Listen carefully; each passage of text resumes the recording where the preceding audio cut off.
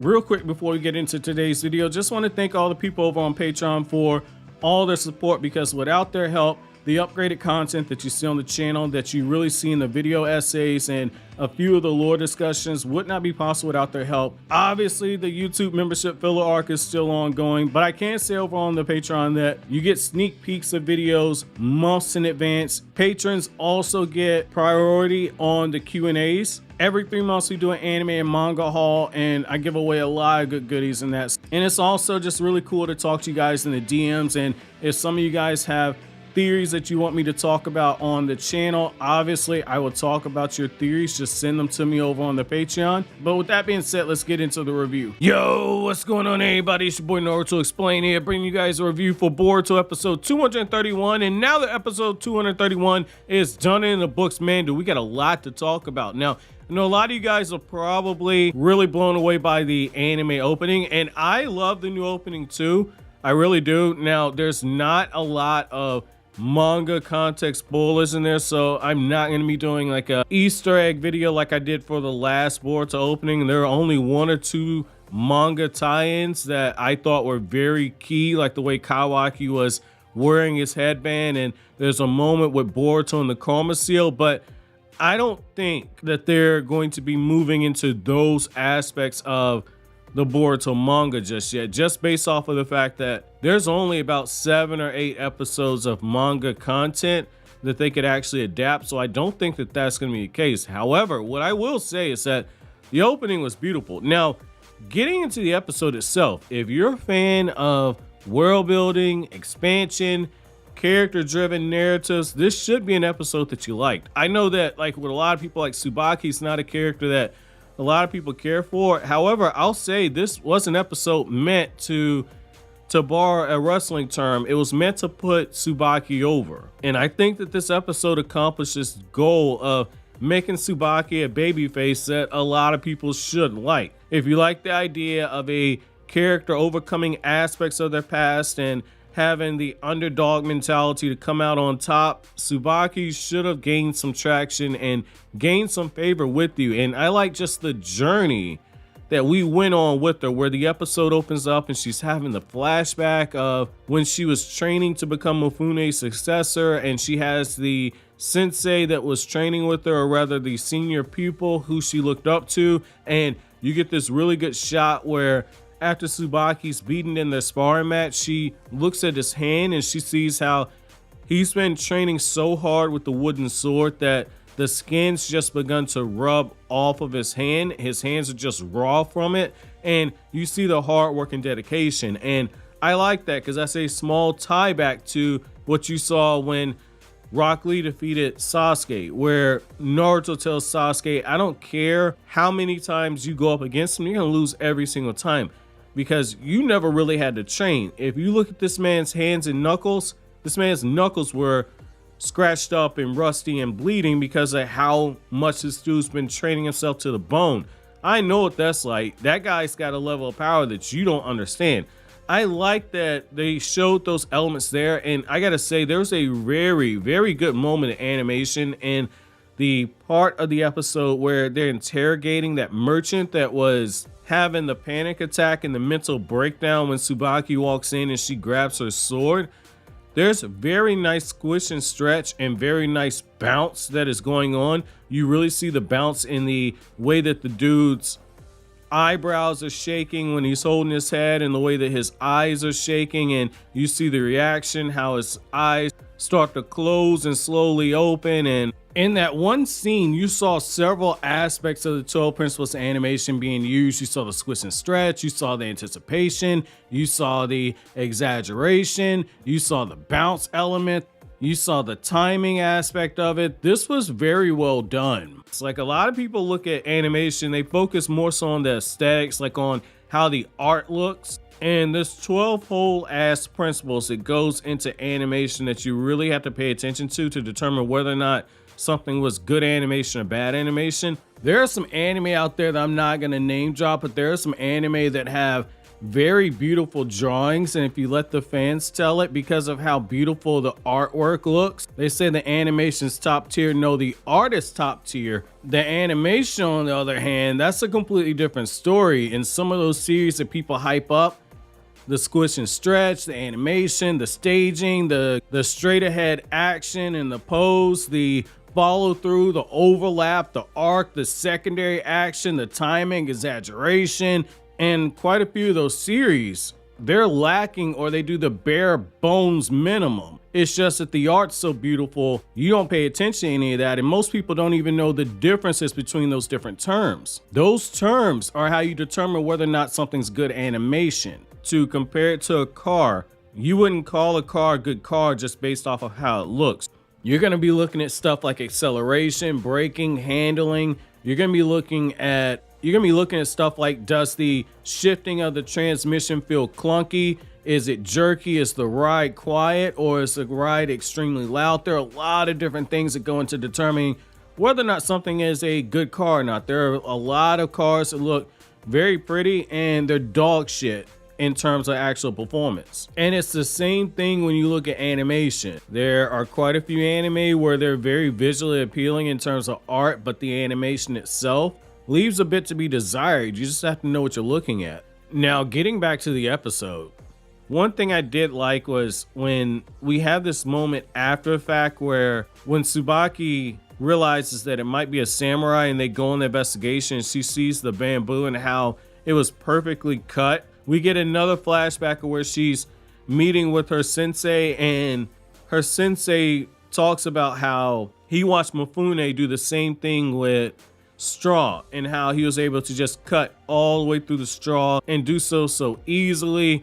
And Tsubaki has a moment where she's looking at her sensei as he's demonstrating, and she realizes that there's a huge gap between herself and between him, and we see how badly she wants to be the one that's named Mifune's successor and get hold of Mifune's sword. She realizes that there's an obstacle that she can't overcome, which is overcoming her sensei. I thought that was beautiful. I thought that was very beautiful. That's another callback to what you saw like in part 1, where you had Sasuke and Itachi where they're sitting at the steps of their house, and how Itachi and Sasuke are sharing a moment, and Itachi is like, hey, I know I'm an obstacle for you, but one day you'll overcome me. The difference here is that Sazanka isn't one of those characters that is encouraging Tsubaki to overcome him. He is fine with her training under him and learning as long as she stays under him. This idea of her actually surpassing him is not something that he was encouraging. And I like that you see the difference right there. Whereas Itachi was selfless, this character is selfish. I thought that was a very nice contrast, and I like how as Tsubaki is just thinking everything over, and they're at the Thunder Burger and they're coming up with a counter strategy on what they need to do to stop all these merchants who've been attacked by this group of bandits and potentially this samurai that may or may not be involved according to information. You get really nice moments of squish and stretch right there. I thought, again, that's beautiful. I know I'm harping on squish and stretch and bounce and exaggeration, but I did think that those aspects were probably some of the highlights for the entire episode, how those 3 elements were implemented at various scenes throughout the episode. I'm just pointing out a few examples. That way, when you go back and do a rewatch, you'll pick up on a few of these things. I had to say there was another aspect where when you see the flashback of where Sazanka is murdering and massacring everyone in that compound, there's small touches where the way that the man's erratic movement is being done, his hair is bouncing in step with this movement.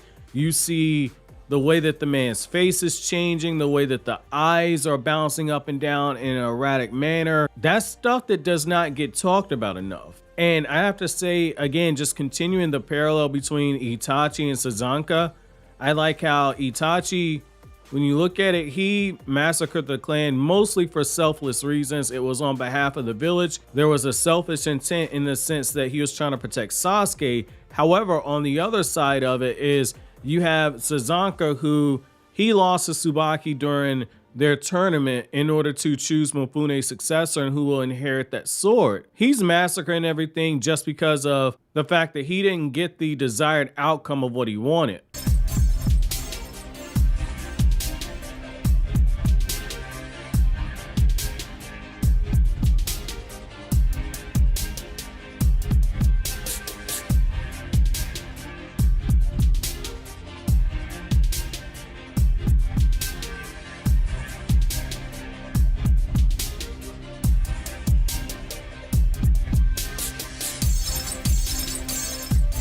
The second half of the episode basically deals with this whole idea of Tsubaki having to overcome the mental nerve that comes from having to fight Sazanka, who has definitely beefed up and bulked up since his time in the Land of Iron. We find out that Mifune has been sending out samurai after him to try and bring him to justice. And what I like about that right there is that you see some of the Bushido, which is the samurai code, you see some of that being thrown in your face without them spoon feeding you what it is. And what I like about that is that we're getting more information on how the Land of Iron operates and how, to a certain extent, they're not too different from the Land of Fire. When they have their outcasts, they do have people that go after their outcasts and criminals that leave. So I thought that that was a nice little bit of information. We also see a little bit more about Mifune's leadership style. I thought that that was kind of cool. And we see that when Tsubaki is going to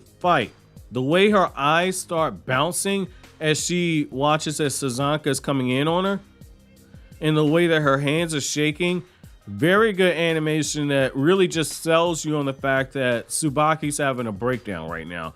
And she's not able to draw a sword. The only thing she's able to do is dodge. And what I like about that is that we see first and foremost that when it comes to a chakra's out of line.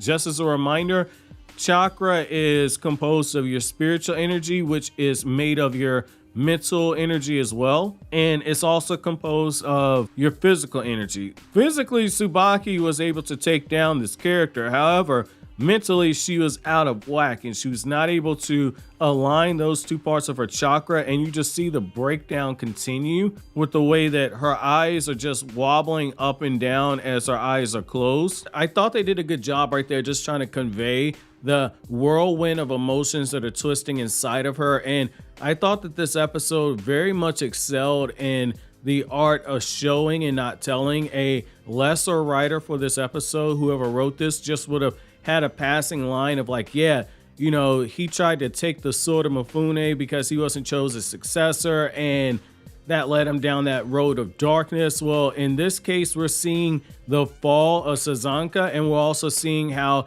Tsubaki has to overcome her own mental challenges and hurdles to realign her chakra before she's able to do what she can physically do, which is take down Sazanka. It builds up towards the payoff, and I thought that this was very good. We see the rise and fall. This is something that a lot of people have said they feel like was missing from Boruto, is that we don't see enough internal struggles with the characters. They've been there. They just haven't been as melodrama heavy, where you got like the tragic backstory or the tragic shortcoming of the character and all that fuels their motivation. With Boruto, it's been a lot more subtle, and episodes like this is where I think that they find the best balance between those two elements, between being subtle while also playing up some of the melodrama. In this episode is that we've seen how she's also a byproduct of hard work, because we've seen how she had to train to overcome Sazanka, and it was done in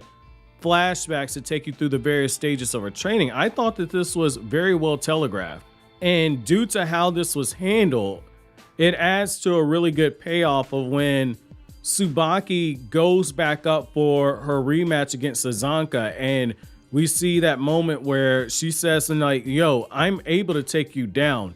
Last time wasn't a fluke, basically. And Sazanka's telling her, like, if you give up, I will kill you quickly. And she has her pride as a samurai, and she says that I'm never going to admit defeat. And you see how their battle comes down to classic samurai, which is the first draw is the one that's able to get the win. And you see, as because her chakra's realigned, Tsubaki is able to strike him down before he's able to strike her, and you see these two characters make amends with each other at the end. That is beautiful writing. And I think a large part of this payoff comes down to, again, the writer for this episode chose to incorporate more show, less telling, and use elements of flashbacks in order to add more so to the character dynamics that we had between Tsubaki and Sazanka. And I thought this was a good payoff. And I do think that in the moments where the animation needed to convey that emotion through the subtle things like the handshaking and the descent in the madness that Sazanka had, and the way that Tsubaki was doubting herself, that is a very key moment right there, because she's basically trying to make amends with the fact that she's got to strike down somebody who she admires as much as she admired Mifune. And I think that was very good. The subtle ways that they built up towards this went a long way, in my opinion.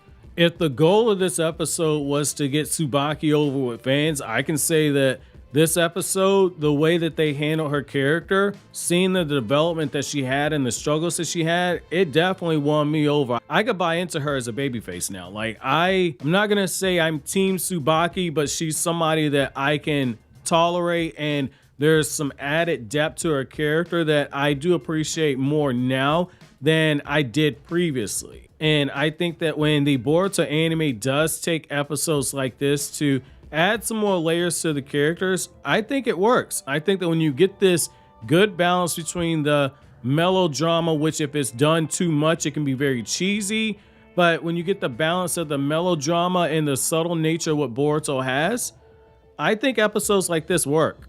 So I mean, overall, this was a cool episode. I would not have minded if this would have been more than one episode. I love anytime we get extra information on how the other lands operate and we see glimpses of it. I love those types of episodes. So what I want to know from you guys is, if you guys were somebody that did not like Tsubaki before, do you think this episode did a good enough job getting her over? And then the second question I have for you is now that we're going into this Hidden Mist Village mini arc, how do you feel about Dinky's team being the first one we're introduced to? As a reminder, we know based off of the promotional spoilers that Boruto's team is going to be sent out there as well at some point. How do you feel about us going back to the Mist Village? Let me know down in the comment section below. But as always, guys, like anything I had to say, don't forget to comment, rate, subscribe, and share.